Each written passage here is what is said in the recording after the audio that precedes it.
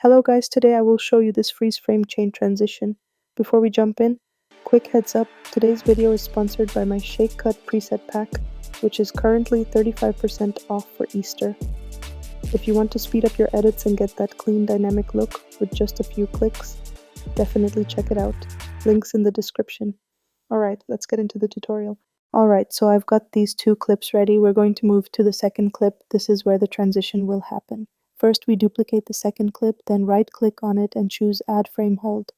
This basically freezes the frame so the clip won't move anymore. Now we count 10 frames in, delete the rest, and move this freeze frame directly above the first clip. So now we've got our video, then a freeze frame, which, as you can see, will lead straight into the next shot as a transition. Next, we need to mask out part of the image. In my case, I'll be masking around this chain, but you can choose any object that works for your shot. I'll just zoom in here to make it easier to work with, then go to Effect Controls, and under Opacity, I'll select the Pen tool. For the sake of this tutorial, I won't spend too much time on the masking, just keeping it quick so we can stay focused on the process. Once we're done with the mask, we can fine-tune it a bit by adjusting the mask feather or the mask expansion just to clean it up and make it blend more naturally. As you can already see here, the freeze frame is now seamlessly transitioning into the next clip, which is exactly what we want. Now, to apply any kind of motion or transition effect to the masked object, in this case the chain, we first need to nest the clip. I've got a shortcut set up for that, so I just press N and it's done. But if you don't have a shortcut, no worries, just right-click on the clip and select Nest from the menu. With the nested clip selected, we go over to the Effects panel, search for Transform, and drag that onto the nested layer. Next, head over to Effect Controls, and at the very beginning of the clip, click the stopwatch to set a keyframe for rotation. Then move to the end of the clip and set the rotation to 360 degrees. Just like that. Now you can see the chain doing a full spin as it transitions into the next shot. To smooth things out, let's select both keyframes, right-click and choose Ease Out.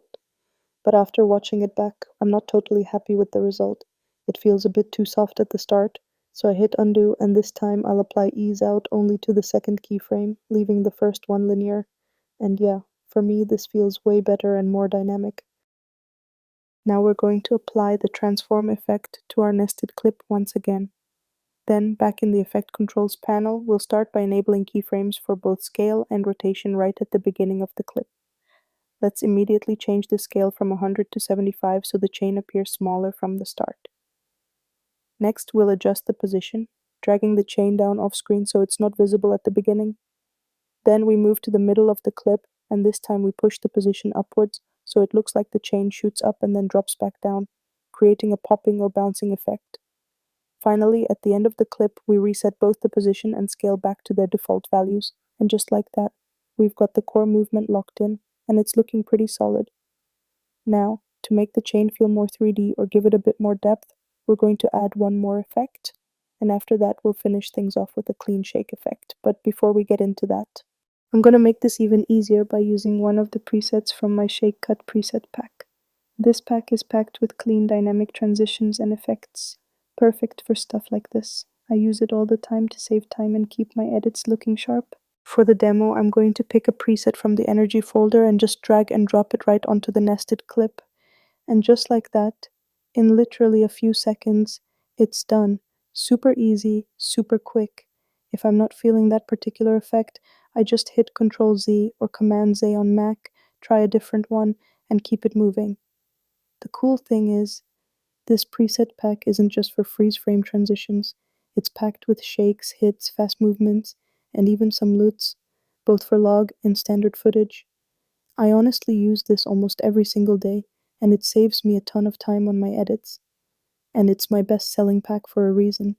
But now let's head back to the tutorial. Now let's add a drop shadow. This is just to give the chain a bit more realism, even though with all the movement it might not be super noticeable.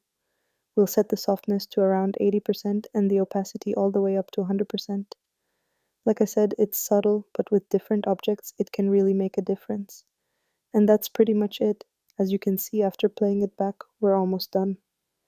The final step is to add a shake, hit, or any other effect you want to use as a transition punch. So let's click on New Item, Choose Adjustment Layer, hit OK, and drag it onto the timeline. Now I'll count out 6 frames, delete the rest, and place the adjustment layer so that it's centered between the 2 clips, 3 frames before and 3 frames after the cut. In this case, I'm going with the base bounce effect. If you want to use the exact same one, I actually have a quick tutorial for it in the short section. I'll pop a link up in the top right corner. And that's it for today's tutorial. Thank you so much for watching. If you enjoyed this, make sure to like and subscribe. We're getting close to 300 subscribers, so seriously, thank you all so much for the incredible support. I really appreciate every single one of you.